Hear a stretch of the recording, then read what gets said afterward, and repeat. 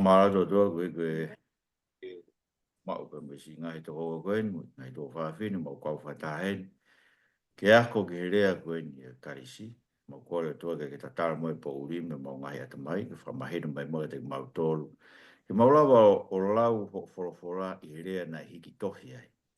Koe o mau kore toa ke toa mai moe neo ngono whai ngata. Ke mahena koe te mau tolu. Kamat pe ke haku moe tau motua. Koe ngai mea ia ko ngalo ngalo. Ke toa mai moe toa ke mau lawa o mana tu. Mau lawa o ako mau loto. Ai rea koe ni koe hui, e toko ni beia ke mau piro lahi ane ki ho fola, mau tui pi tai ai ke te koe, mau kofai ke te koe. Pe Sisu Christ ko mau wha mo ui. Amen. Amen. Oia. Aia, te tau sio, te tau kamata peka o ki wai pe e tau tohi, Ai koe tau tohi, Nā pena ke sma ho tohi karisi. Au ke mau ho tohi karisi, ko tui pe te ke lape ko sio mai he, te ke ilo i pe koe. Ai koe wahe ua, Pati ke whialau pe koe wahe ua ki. Want to read chapter 1. Aga tau kelas koe ni tau combine whakataha pe ni kelas whakatonga mo kelas whapalan.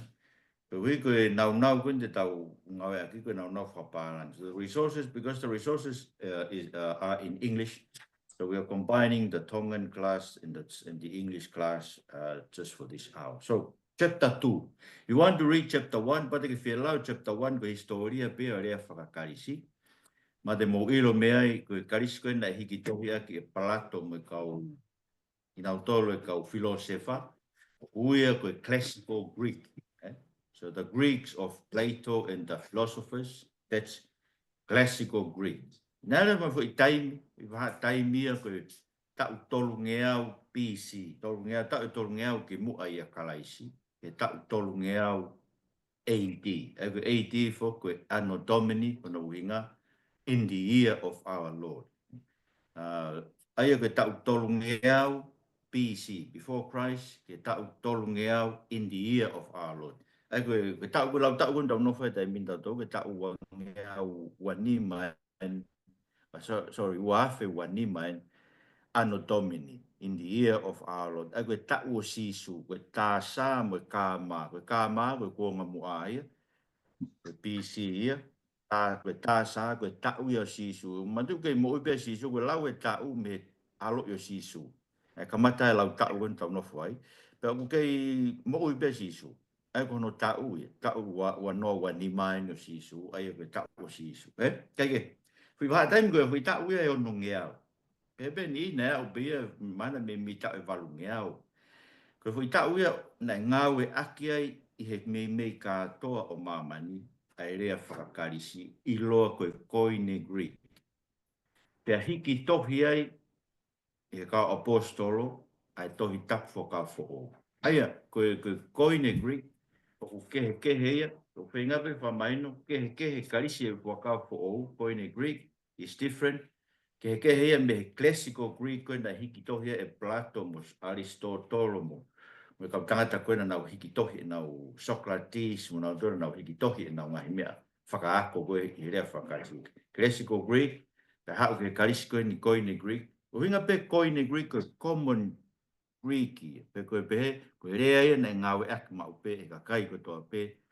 Ma tue kono, koe uhinga fuke ngā, fu i mea koe ni he na i kuna i he tangata koe ko Alexanita koe lahi. Na neanga o ikuna e empire ko mamani. Pea koe mea he neanga ko ikuna e mamani katoa. Hangarewa e he tangata ia ko ia e Alexanita ia o tuun e rea whakakarisi, mo i whakakarisi ka kai katoa pe. E ko i ngawe na e whai e tangata ko Alexanita koe la. O tupa ka si tanko si suklaisi na naurea ko toa pe he rea whakakarisi. A mamani katoa. Koe rea koe na ngawe aki koe. Ia ngā ki ia nsia. Koe rea koe na ngawe aki si su mo ka wako mo ka apostolo. Koe rea whaka aramei. Koe rea na naurea koe i ho nau api ka apostolo mo si su. Ka upehepe na naurea whakakarisi pe foki. Kono uinga he na ela koe whakaukau, koe rea whakarisi, koe rea na ngā whakapuranga. So Greek was the the language, the public language, the language everyone was using.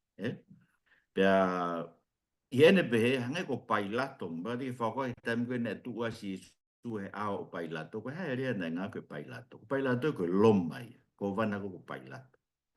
Pau bena e rea whakarisi si isu. Ko winga he ko tui ko rea koe na nau whengao ek na whetano ake e ki nao mo pailato ko rea whakarisi. Neo ko rea koe na rea si isu ia mo ka apostolo ko rea whakaala mea ia. Ko ala mea ko rea whakahepelu pe ia ko hepelu ia koe na nau foki mai moia e nau foki koe i ose whakahe. Kake, ko ki tano pe whakahistoria pe sai. Koe karisi lewa koe onoponi. Karisi ahoni koe modern Greek. So today, if you go to Greece, they speak modern Greek. They don't speak Koine Greek. Au koe rea aki, rea ia koe kau te tau wako he ni, I maman I ahon. Ngā tape, koe whakau fo o koe hiki tohi pe ia, I rea koe ni. Pakono mahu koe, mea mahu I ngai, e tau wako e rea koe ni, e rea whakakarisi. Sai. Nguki hangau.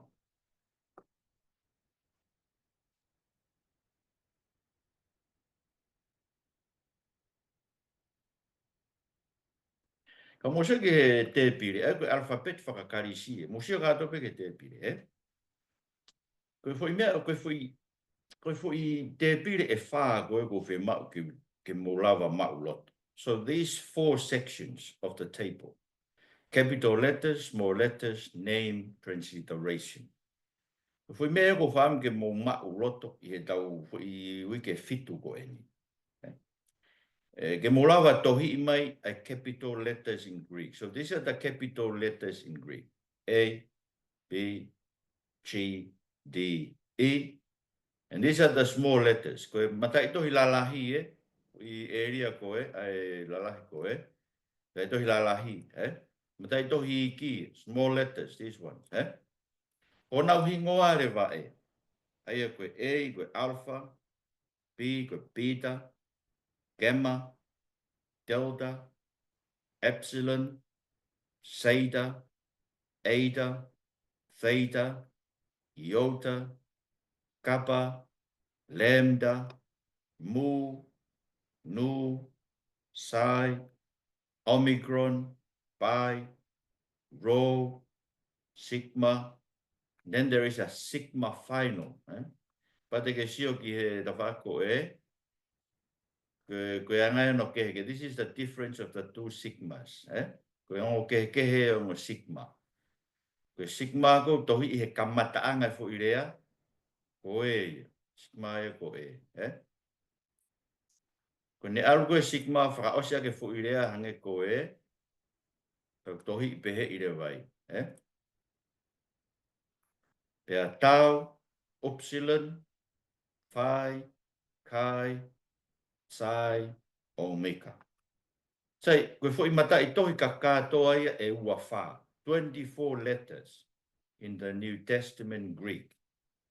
Both upper and lower cases letters shown here. Aia koe mata I tohi lalahi, koe mata I tohi iki.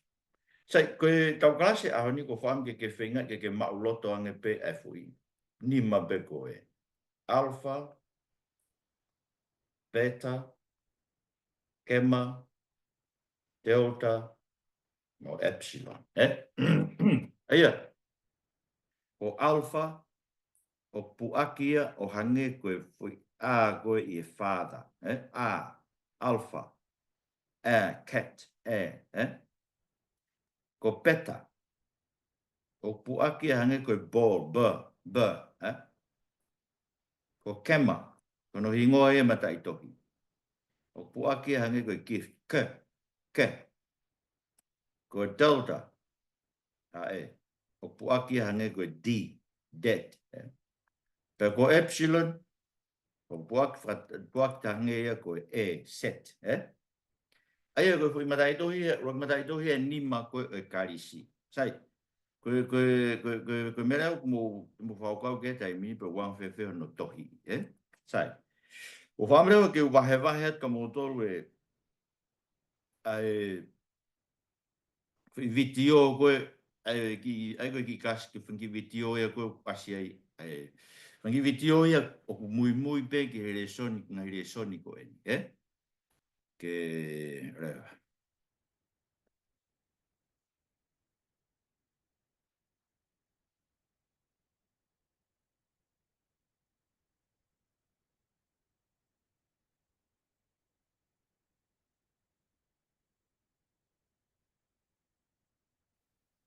Ea koe, mana sende pe ka motoro link koe ni ai ki hal whakawakawa ke hua ke tau sio pe a honi ke lesson 1 lesson 1 ni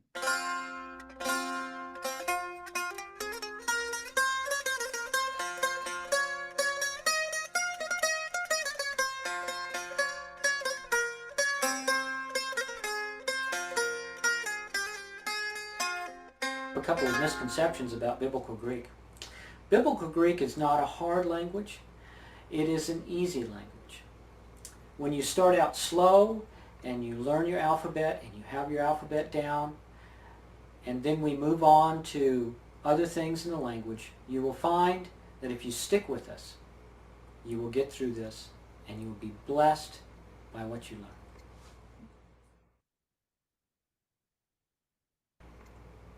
In this lesson, we will start off with the first 5 letters.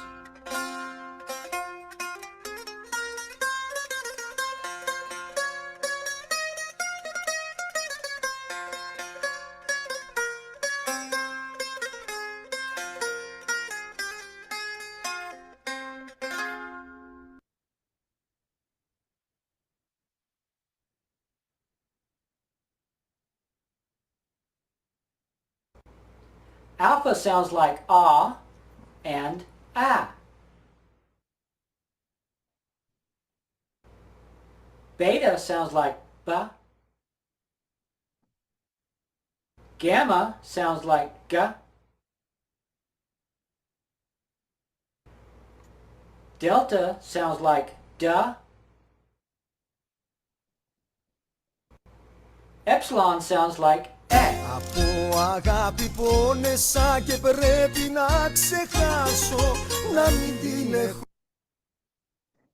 koe anga ni koho no tohi i koe fu i rea ke sio ke ai koe fu i laine koe mea koe anga ni no tohi i koe fu i rea e nima koe ni anga no tohi alpha so te fok pe ke i whapoksi pe koe ke sio whare kia okay Από αγάπη πόνεσα και πρέπει να ξεχάσω να μην την έχω στο μυαλό. Θέλω να ησυχάσω, να μην την έχω στο μυαλό. Θέλω να ησυχάσω.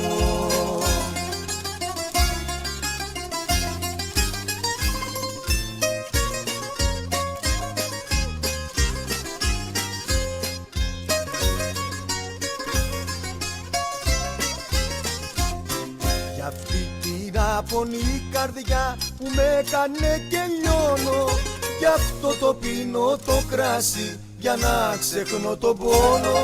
Γι' αυτό το πίνω το κράσι για να ξεχνώ τον πόνο.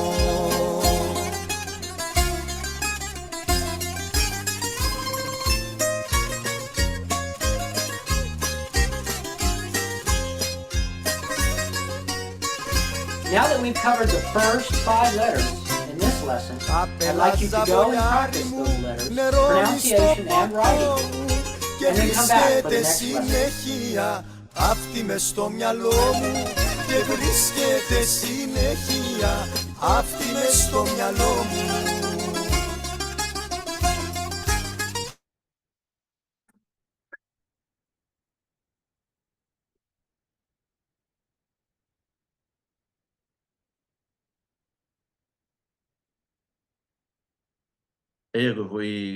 koe fu i challenge o tamini ke lau whinga ke hanga tohi e fu i rea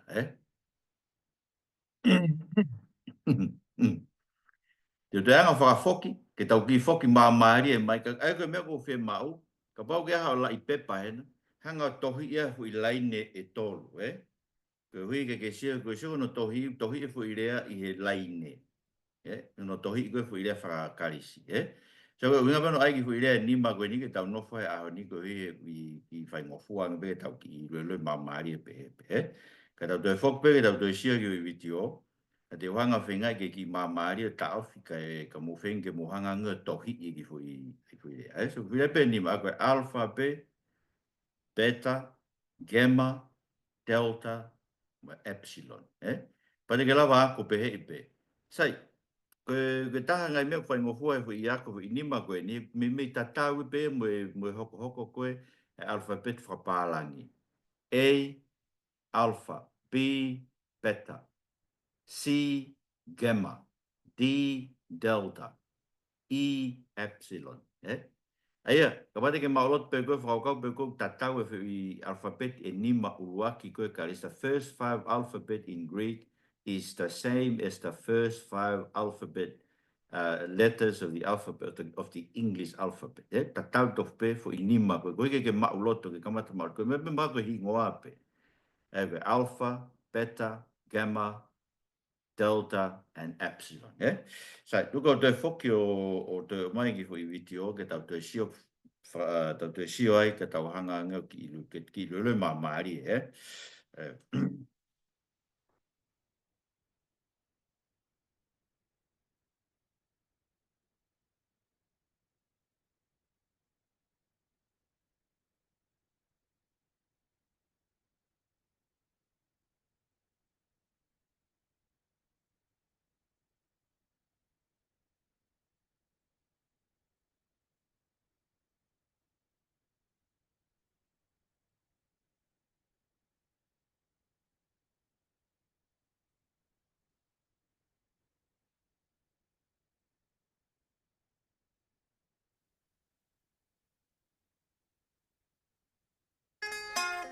A couple of misconceptions about Biblical Greek.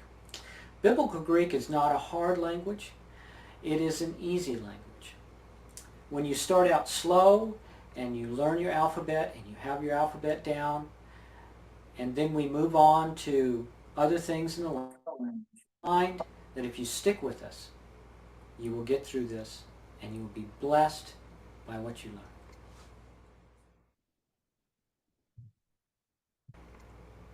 In this lesson, we will start off with the first 5 letters.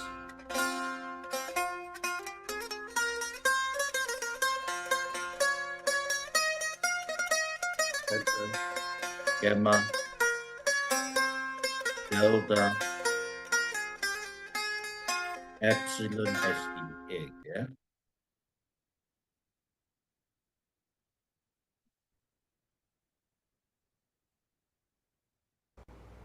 Alpha sounds like ah and ah.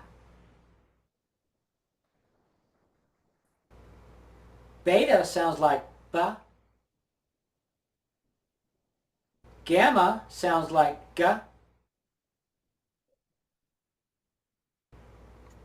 Delta sounds like da. Epsilon sounds like e. Από αγάπη πόνεσα και πρέπει να ξεχάσω, να μην την έχω στο μυαλό, θέλω να ησυχάσω. Pege te wafok pege musio ke anga no tohi, alpha. Και πρέπει να ξεχάσω. Koe kamata me turiki koe olunga fo ilaine. Fo ilaine, aruhifo hanga tonu pe ai o takai hake, tau ke fo ilaine pe koe na kamata me ai, poki o tau ke fo ilaine I lalo, pe ki whahiku pe, Koe, anga whi ngai ke hanga tohi ka o kautu. Να μην την έχω στο μυαλό, θέλω να ησυχάσω, να μην την έχω στο μυαλό, θέλω να ησυχάσω. Ea koe petan, pase ke patonga e peta o tohi ia kamata e mei olunga, Kamata ia mei olunga ki whakalakasi pe fo ilaine, au la ki ta e hanga tuen fo ilaine o tau ki lalo, pato ki ta e o hanga fo I tolu, To the site, au pehe, koe peta, au whahiku mau pe ki lalo, o wahi fo ilaine ko I lalo, E kono ke he mo e pi whakapālangi, Ku tohi fo ilaine, o wai fo ilaine ki lalo, Pe alu lewa ki olunga alu pehe, e po i tolu ki piki ki ai, Έχω στο μυαλό, θέλω να ησυχάσω.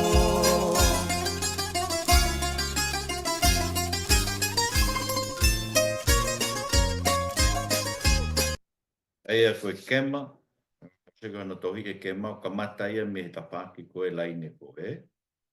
Tohi i fui laine hanga tonu. Ta oska pa ki whakahiku hake, me i lalo tau ke fui laine, a lui fui a o ki whakalaka i fui laine ki lalo. Aia, o lawe ke ano ke fui awa ana i lalo he, Ai tohi e kema, a lui fui awa pehe, ta foki hake rewa ki, Ai wali fu pehe, pe aru o pe sange e sean ko no tohi,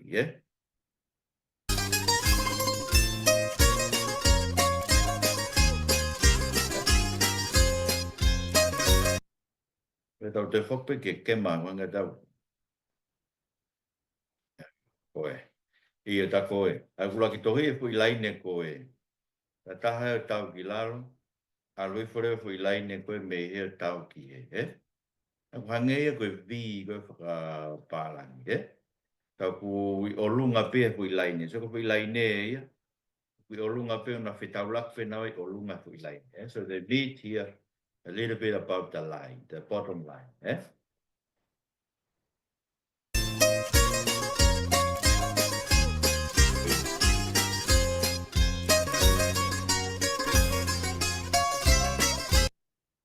Ai koe teo dana me hange pe kono tohi i koe esa paka. A pālangi. So i kono tohi i koe o Kamata me olunga. Hange ha esa. Ta taha ki hope ki laro aroake. Koki haka tau ke fui laine ke na whetaulaki kia, A ruifu me he. A ruifu ki laro tau e laine ki lalo. Koki haka ki olunga ki. Ruifu. Koki haka, Ngā koe ke lawa tohi i pe.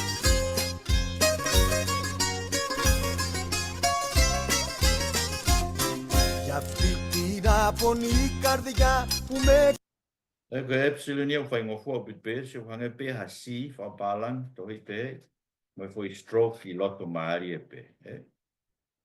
Pe si, hange ha fwoi si pe tohi pe.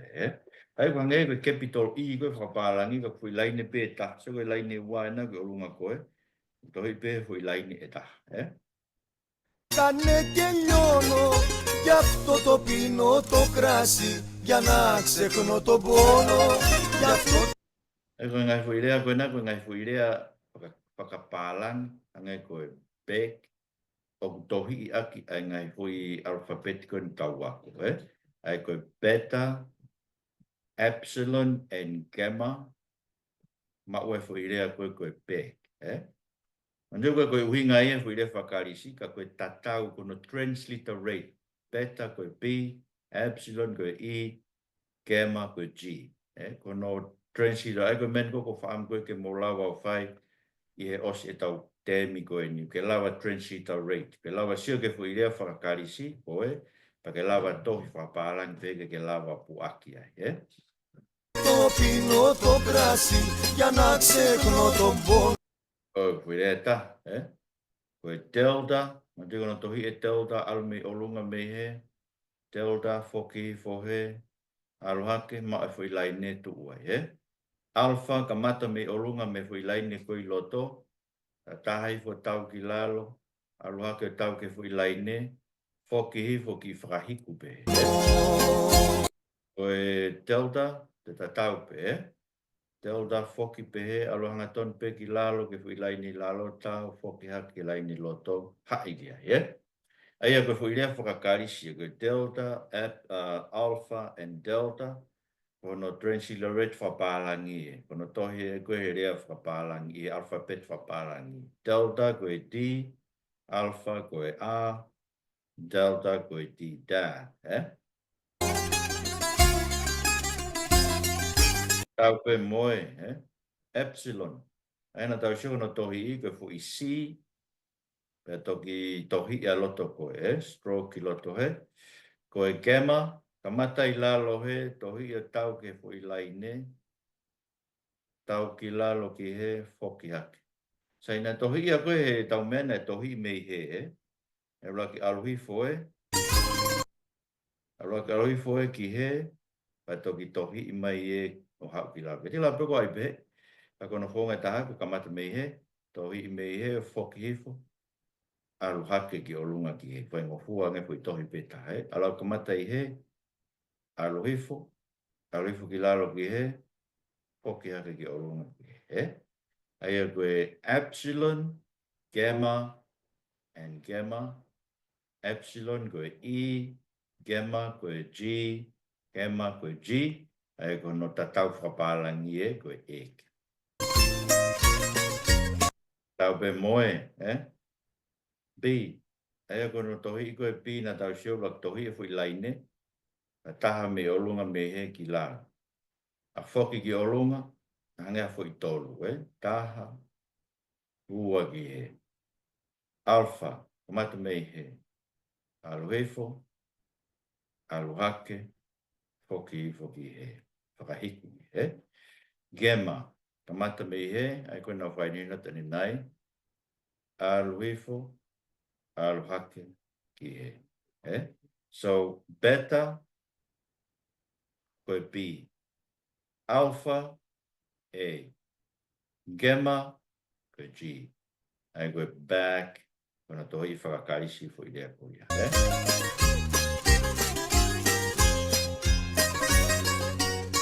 So you can go and make your own words out of these 5 Greek letters.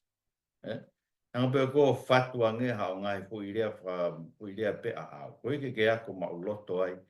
Ai fo idea nima koe ni koe alpha, beta, gamma, delta, or epsilon.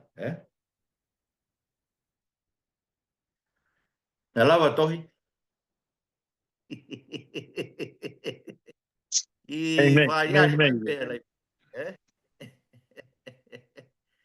I variari mange lai pe pa pe ho tohi ke tau sio. Kaya foi matai tohi ngari fai ngata. Mari e pok. Kasi ai na ni. Koe Michael. Oh, da koe na swago fo bitu Michael. Toa. Koe, ngase malo koe. Dah foi matai tohi ke ngoi fai ngata anu tohi. Iyo malo pai. Fai ngofua pe, Fai ngofua pe no tohi, Koe. Koe ka pau kona ko video na mo mau be link ko na send dia tingai video. Ko video lua ki pe nia ko ai ke tau sio ai, Koe ke kamata pe ke ko fai me pe ko fa am ke no foi he ni ko wika ha ureva. Tam ko te tau fok mai wika ha u te wangare wa CV i motor e pe mo mau loto foi ni ma ko ni. Alpha, beta, gamma, delta, epsilon, Ai foi ni mai, Mo lau mai pe na ke tau lau tu tolu pe e fai pe te mo tau mau pe da, Alpha, Beta, Gamma, Delta, Epsilon. Alpha, Beta, Gamma, Delta, Epsilon. Last time, Alpha, Beta, Gamma, Delta, Epsilon. Very good. Que fu morua. Kuinka epsilon?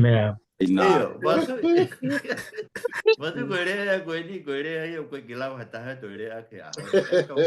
Tau tolu tau kuaki tau tolu stonu pe. Aia koe alpha o kuaki hange koe ha. Alpha koe. Koe e. Koe beta kuaki hange koe ha. Ba. Gamma poaki hange koe ha. Gift. Gift. Mate kono koe si papalangi. Tohi pe koe si, but it's o puak mau pe koe ke. Ka, O ku ke. Koe delta poaki hange koe ha. Delta, Na koe epsilon leu mahino bit pe Set. So alpha, beta, Gamma, gamma, Delta. Epsilon. Ko ki tano whakahua bene mau ko mau hua sa toi ko mau tohon mau kamata ula class Bachelor of Divinity ko sa tautai. Ko ula ki aha ko na mau monite ko mau kamata ula kalasi ko karisi. Te mei whakawhisia te kita he a koe. Hanga rewa he tata i ke taha he tata i ko kep kau fusi ko spekia tai min o whao ki fu i hiwa. Ke mau hiwa ia ke alfabeti o wawe ano ma. Ko toko wa ya hoku. Ei o ke ia tai mina ke ka ko mau bena fai ko ko ho ata mau lu ko ngau ko polisi mau hiwa tu o pegi ho iwa alfabet delta epsilon zeta eta theta iota kappa lambda monoxide omega alwe o ma ko pe alfabet no hiwa pe ona ki ho i ka ku winga ko si mau fenga fo ke a fa inga mea tai mini ko la he resources mantu ke te valu fitu e ni mo ka mata ko ne programa ko te ke ha ka ti ma me pe fai ga ko ma ulot ta ko fare ile wana fai ko ma autor ko se to tai ko ai ne po ke te tohe te fusat tohi ai alphabet English transliteration mono hingoa tohi foi roe tolu ko ia Pata mai rewa he mea koe sai taha ke whakapipiki he hori siko he toki whare tonga. Ke toko toki mohenga whakatautau pe o si o ki ai. Kai, koe tua matapā koe whare malo lo tapu mo moto. Koe whai tu rei taha ke tu. Pe pata kunga te aho pe ki ai. E mai te mau loto mea te tio mau piki saati he aho kotoa pe. Ko inga pe tala noa tu ko fanki me whakahua pe nai whai ka nai toko ni au pito ki he wawe hono mau loto koe e karisi. Pe ta tau e mono ako koe rea whakahepe lu. Kai ke, koe aho nia mo whainga maari mo toruia, e ulahi au pito ngahi resources ke he e te tawala alu ki ai ke mau ai e toko ni ke tahange koe ni mau pe tohi karisi. Mau mono o video whakataha pe e internet. Ko hui me whakaspe ko whaam ki hanga o short ka mo toru. Ko ki foi video kune me foi linki e taha. Ka kune hanga e au o whakahino kotoa, une lau kotoa e ia alfabeti. Ai sai peke ke ilo ai peke ke mau ai pe ai. Ko ki foi linki e taha. So you want to learn biblical Greek alphabet and the way the letters. Okay. Ego rau ko e atu ki foi linko ni. Ai ko kakato ni alfabeti. E sai be te ako pe ko foi nima. Ai sai mau beke ke sio ke kakato o alfabeti honoanga honola. Ai ko hanga share. Okay.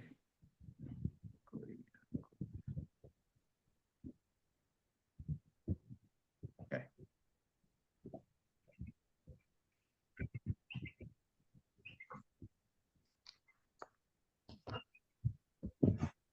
So you want to learn biblical Greek alphabet and the way the letters were pronounced.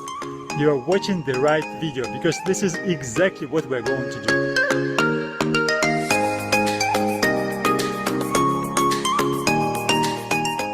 There are two major schools of pronunciation. The first one is the modern Greek pronunciation and another one is the Erasmian school of pronunciation. In this video I'm going to present you the Erasmian pronunciation of the Koine Greek. In short, if you learn it, you will understand other people and other people will understand you. So let's begin.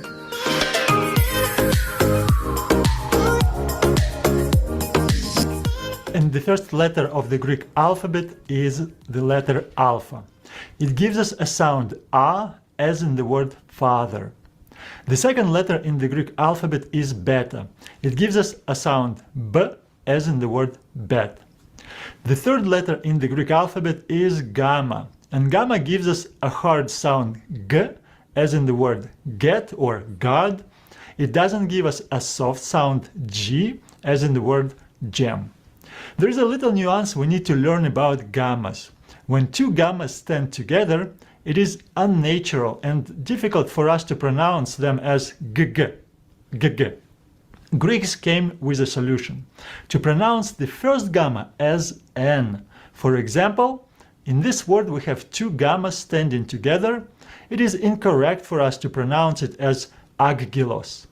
We pronounce it as angelos. angelos, from which we have the English word angel. What's true about two gamma standing together is also true about three other letters, kappa, chi, and xi. If any of these letters follow gamma, this first gamma is pronounced as n. For example, in this word ankyra, from which we have the English word anchor. The next letter in the Greek alphabet is delta, and delta gives us a sound d, as in the word dog. The next letter is epsilon. Epsilon gives us a sound e, as in the word get.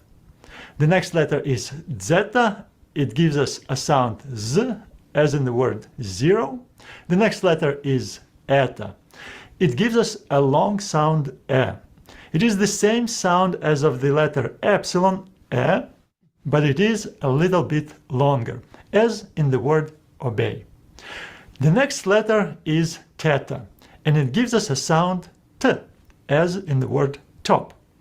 Some may prefer to pronounce it as th, as in the word theology, but I prefer t. Letter iota gives us a variety of sounds. It can be a short e, as in the word hit. It can be a long e, as in the word machine, and it also gives us a sound y, as in the word yellow, sound y. Usually when iota appears in diphthongs, and we're going to talk about them in a minute, it gives us a sound y. Remember that. The next letter is kappa, and kappa gives us a sound k, as in the word keep. Lambda gives us a sound l, as in the word lamp. Letter mu gives us a sound m, as in the word mouse. The next letter is nu. It gives us a sound n, as in the word new. Letter xi gives us a sound x, as in the word x. This is omicron. It gives us a sound o.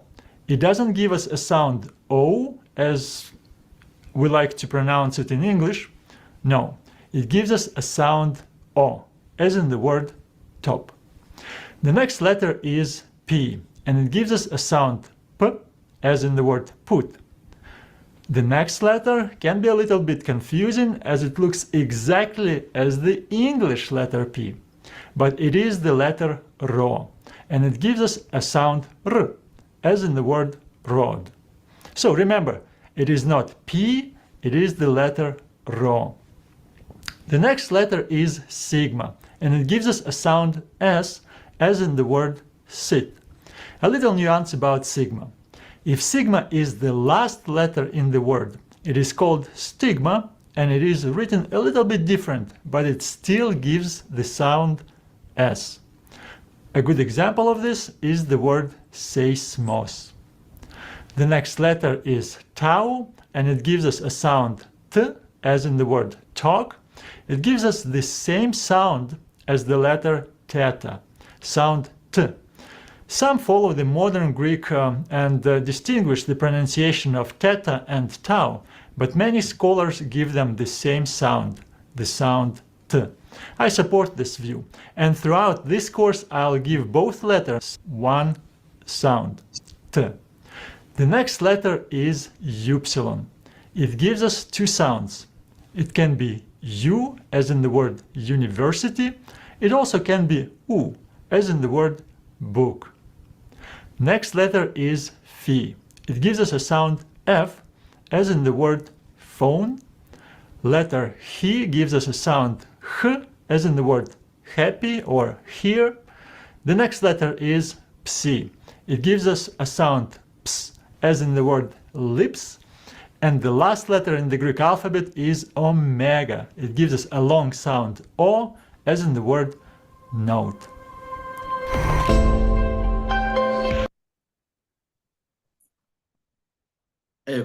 Ko tohi a koe urea. O wate tau whope ke tau tohi.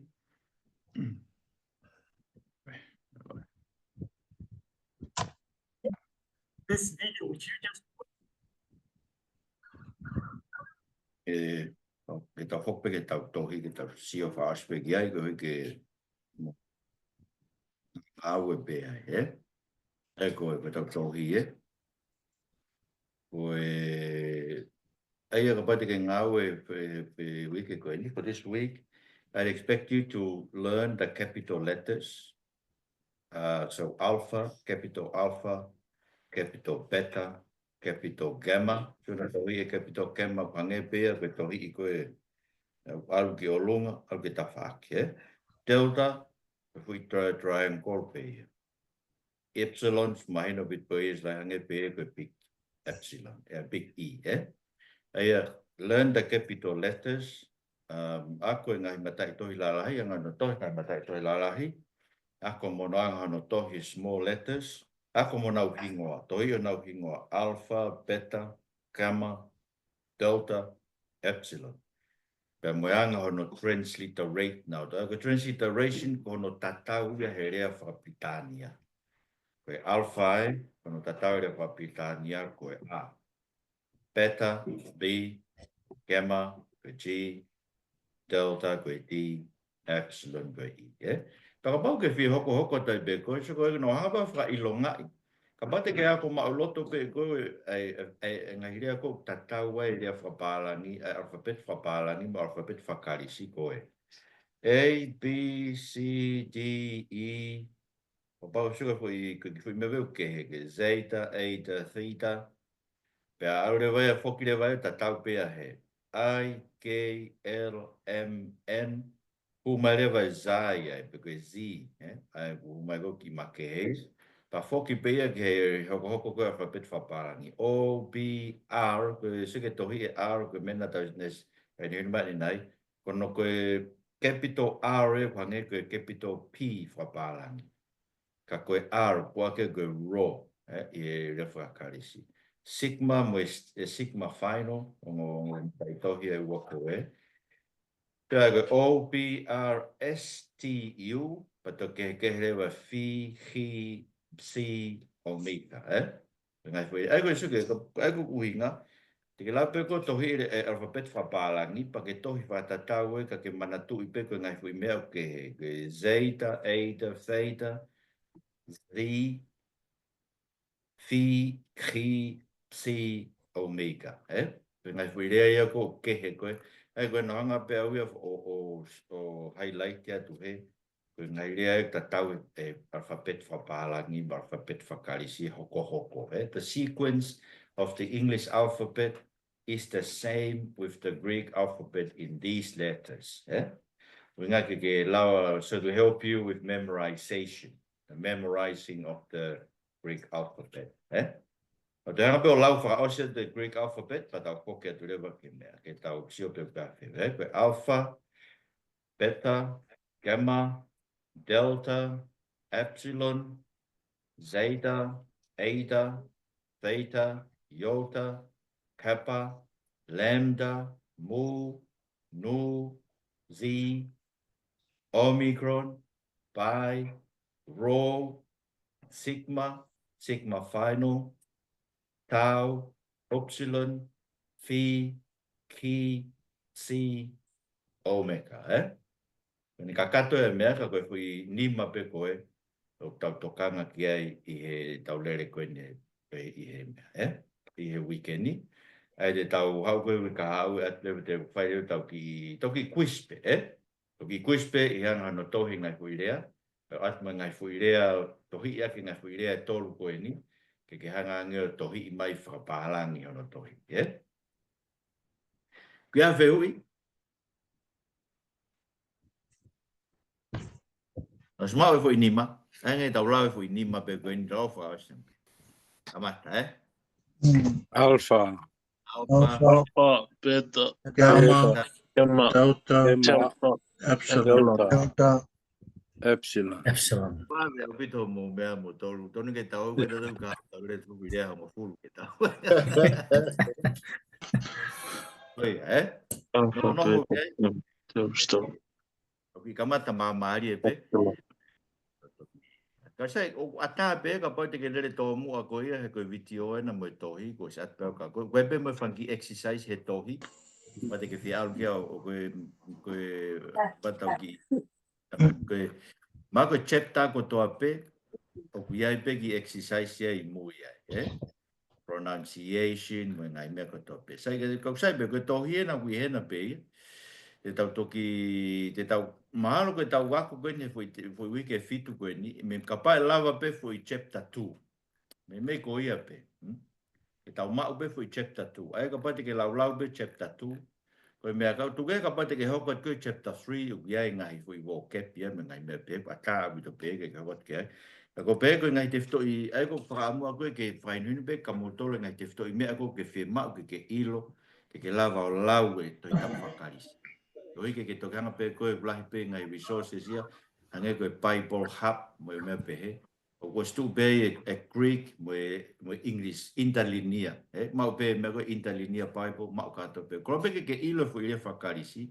Ko ike o te ke alpo lau e mea whapala ni ka pe lau po ilo me fu ia whakarisi ko tu ai. Tau mau? Katak pe mua fai whakao toi ki I seni mai mua I foi Lincoln koe na ka wak seni mai ko toi puri e ve ku mei ri katak whamon. E ofa, Sai pe te toi immediate pe ka tau pe ka motor ai ngai Lincoln na tau. Ia, malo. Greek for. Ai koe ngofu I koe Greek koe V-pot. Ai koe na tau sio ai koe fu I alfabete nima. Koe VTO ia, koe tohi koe tau ngau aki. Pa koe rea mai fu I mea koe Greek for all ia. Ai nau lahi pe ngai VTO ia, ai na whainu ino. Sai au pito na alo sio ai. Sai au pito na no fe unga pe. Ai koe sio koe VTO me min pe nima min te wha. Rola ta hape ka pa min te valu e ngai VTO. Ka sai au pito resources mo. Sai au pito tu hanga sendi te me koe. Eki mau whamaro vega te koe, ko heke mau rawa a koe rea koe ni, mau kore ke toko ni wak mau toko, mau rawa mau loto mea koe ni. Ko heke mau rawa lau, ai wholofola, ai awhiona he rea, na ke whinangalo ke hiki tohi ai whakau fo ou. Pea mau ilo lahi ai ke te koe, fia e ilo koe ia, ofa ai ke te koe. Kau heke ho wholofola e siso klais ko mau whamu, amen. Amen. Ki break pe he, ko he hoka pia Steven he ono, Ki break pe alo maha o ifu ti do pabu. Alo bito. Alo. Tau ki a fo niki ai lewa.